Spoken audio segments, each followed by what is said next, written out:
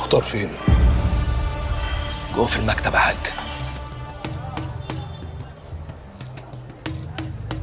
انزلي يا شيش عايزك.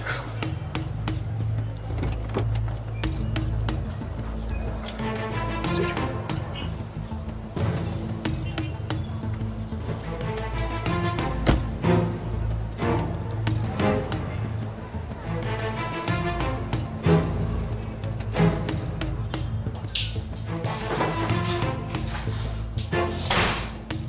تعال مختار عايزك. قسما بالله يا حاج ما قلت لامي انك اتجوزت ولا عرفت اي حد انك هتتجوز لما قلت لي. اقعد يا شو، اقعد يا مختار.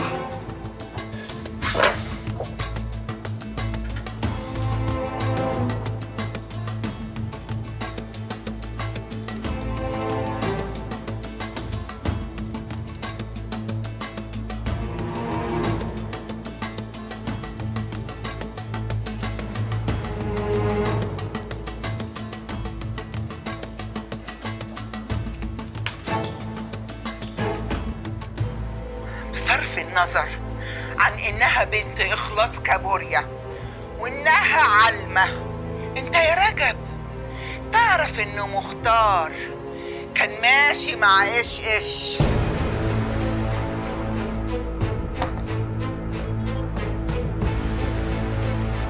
علل.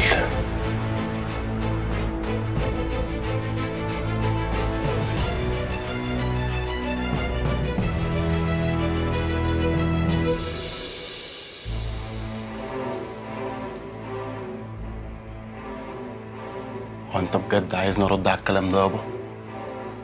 يعني انت مقعدني دلوقتي قدامك عشان مستني مني رد؟ هو في ايه يا رجب؟ اللي انت بتعمله ده؟ ما تسيبيه يكمل كلام وانتوا بتقاطعيه ليه؟ انت كنت بتقول انت مقعدني ومستني مني رد، وباين في الاول قلت يابا مش كده؟ ايوه مختار مستني منك رد. ماشي يا حاج، الموضوع شارح نفسه من غير لا لف ولا دوران. امي ست زي اي ست في الدنيا، لما تتجوز عليها واحده تانية ميزان عقلها يخف، فهي بقى ماشيه تلوش بقى وبتعمل اي كلام. يوم ما هتلوش فيك ابنها. لا مؤاخذه يا حاج في الكلام اللي هقوله ده، بس هي شايفه يعني ان مراتك الجديده سحرالك لدرجه يعني إن انا اسف في الكلام ده كلامها مش كلامي، انك اتجوزت رقاصه وانت رجب الجريتلي، واللي فهمته منها يعني ان في قديم، وان القديم كمان مش ولا بد. امي مش غبيه يا حاج، وعارفه بترمي فين وازاي،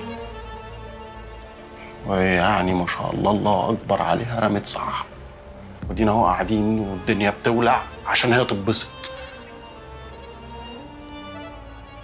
يا حاج صدقني لو الكلام ده في منه انا كنت جيت وقلت لك بنفسي عشان ما ارضاهالكش. خلصت؟ انا كده خلاص.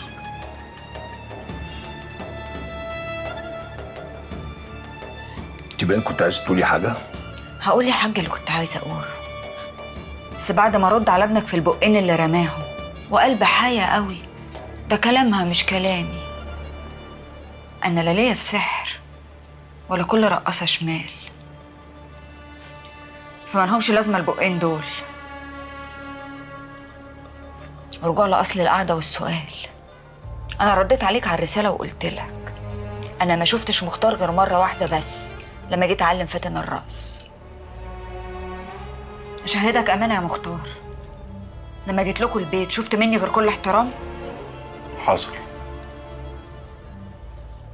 انا ما ينفعش اقعد قاعده زي دي يا حاج، لاني مراتك والقعده دي تصغر، ومرات رجب الجريتلي ما ينفعش تصغر عشان ضرتها رزتها برساله. انا هستناك في العربيه ونكمل كلام لوحدينا، لان دي اسرار بيوت والكلام فيها قدام ابن ضرتي مش مستهويني. عن اذنك يا حاج.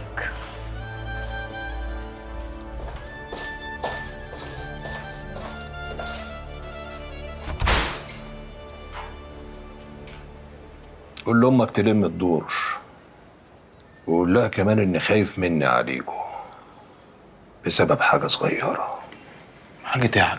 ان كلكم عندي مربوطين في حزمه واحده، ولما بقسى على حد بقسى على الباقي معاه.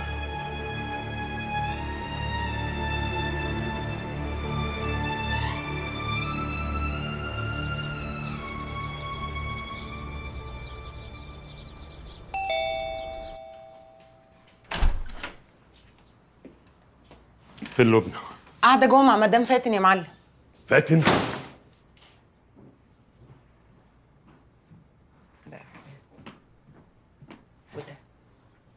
ازيك يا عم؟ عمك؟